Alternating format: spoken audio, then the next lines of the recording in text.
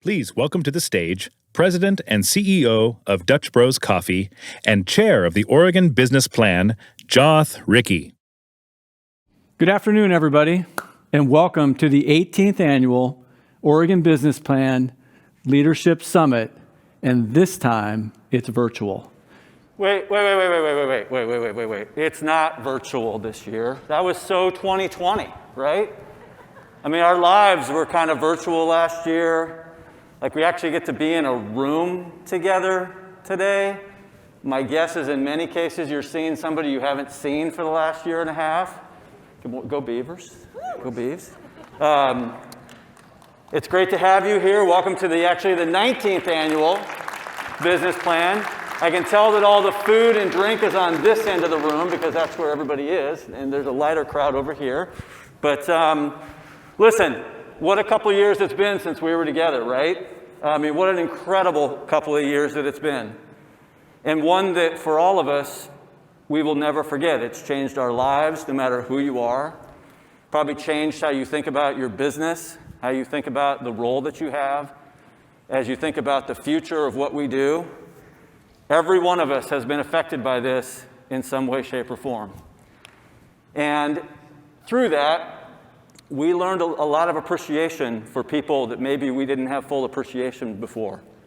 And you think about our frontline workers and our healthcare workers and our childcare help, our parents, our teachers, the people on the front lines trying to keep the engine going while we were all trying to figure out how do we adapt and how do we adjust to the things that we need to do. And what an amazing group of people that's been to get us through to where we are today.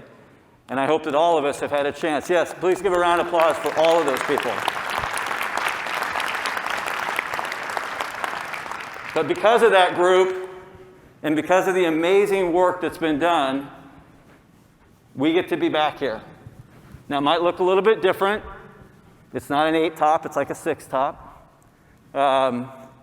Everybody's got this mask thing on. It's like you probably have a wardrobe now with different masks that you wear. And if you don't, you probably should. And listen, we're excited to be here hosting, the 19th Business Plan Summit. 19 years this has been going on. And what an exciting time, because in 2020, I get to take this off now. In 2020, the Oregon Business Plan got to reset its business plan as we look ahead to the next decade. And what an awesome time to do it.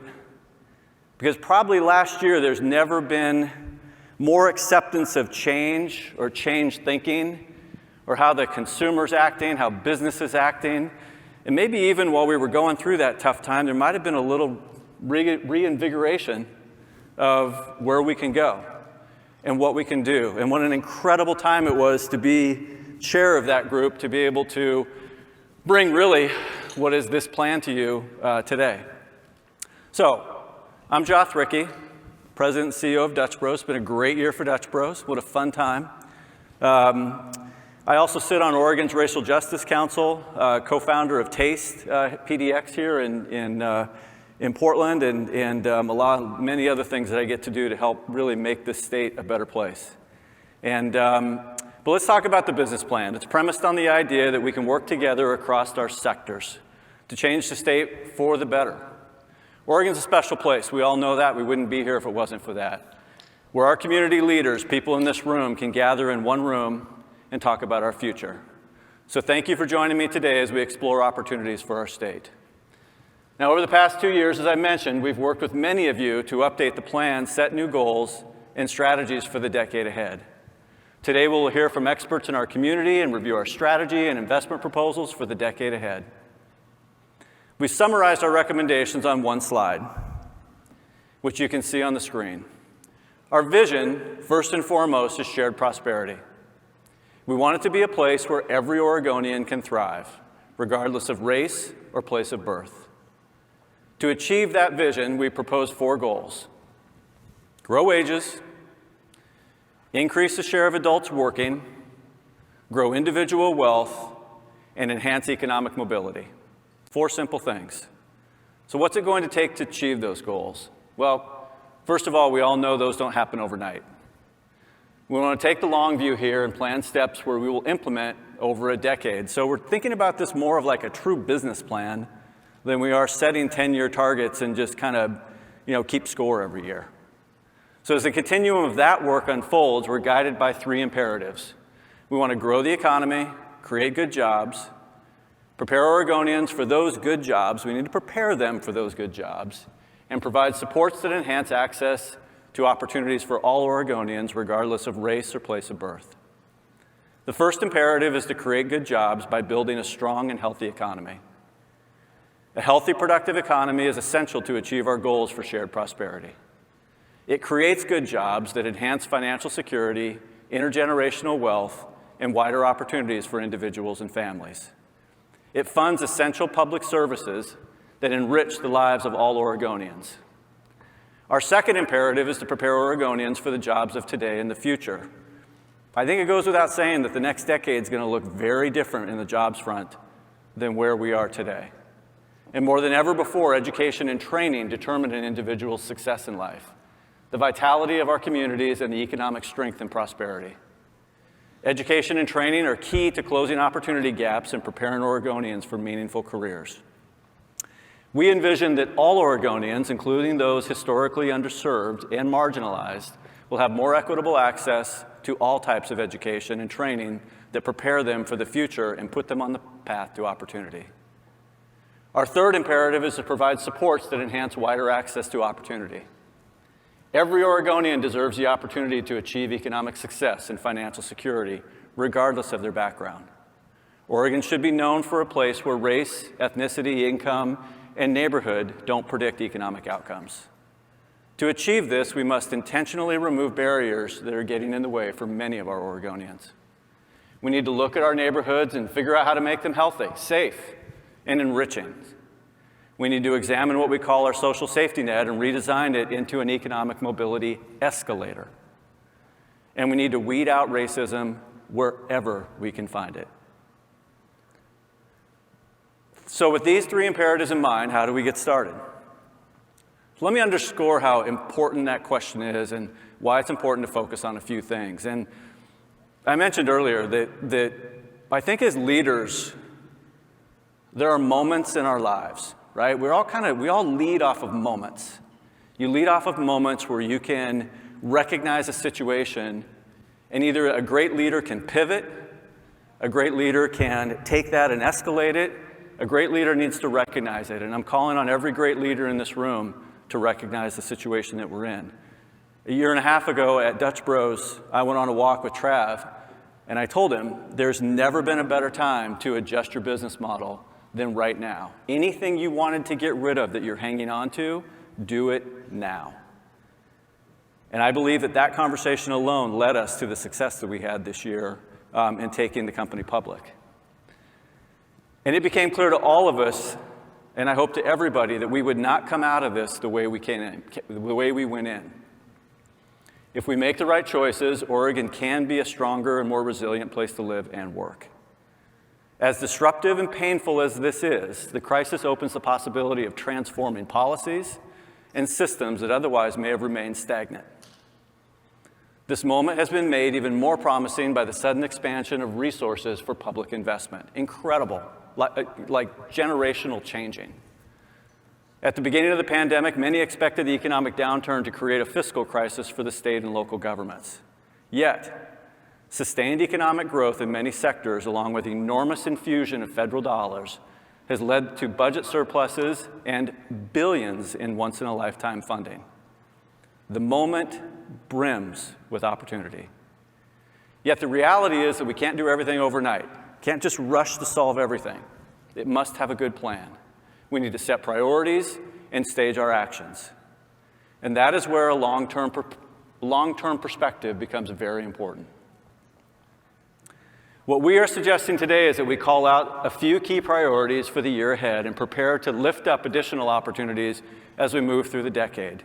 Everything needs to build upon itself. 6 priorities for 2022 are on the slide before you.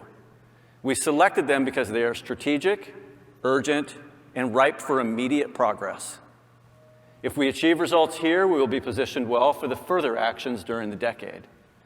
Not everything will be completed next year, but you'll see in our policy papers that by launching the work now, we intend to show measurable progress in the first half of the decade. Not waiting until 2028 or 2029, we want to get things done now. There are additional priorities that we called out last year. In some cases, significant progress has already been made. We intend to continue to work on them, often in partnership with others, and develop plans to step up the efforts moving into 2023 and beyond. Think of this entire list as an ambitious multi-year agenda for consideration by the next governor and the 2023 legislature. The proposals listed are not exhaustive, and we certainly can't capture everything, but as a business commission, we felt it was important to capture the list that we really thought were important recommendations as we go forward. And the list will undoubtedly be shaped by political dialogue in the coming year. These are our ideas, and as a business community, we're eager to work with elected officials and community partners to find common ground and work on critical initiatives together. As we move through the decade, we will measure progress and work with partners to identify additional initiatives to advance our state on the road towards shared prosperity. Our intention is to engage broadly with you and with other leaders to identify opportunities to strengthen this place that we all call home, whether you're in Burns, whether you're in Brookings, whether you're in Corvallis, or whether you're in Gresham or Hillsborough. This is for everybody.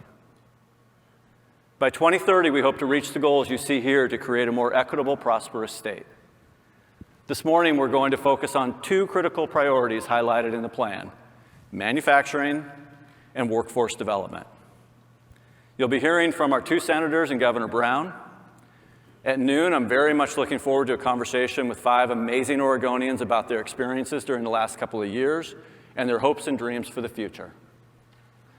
But before we do all that, I'd like to take a moment. These guys pay the bills, right? So we've got to thank our sponsors who make this event not only possible, but all of our work possible that we do throughout the year.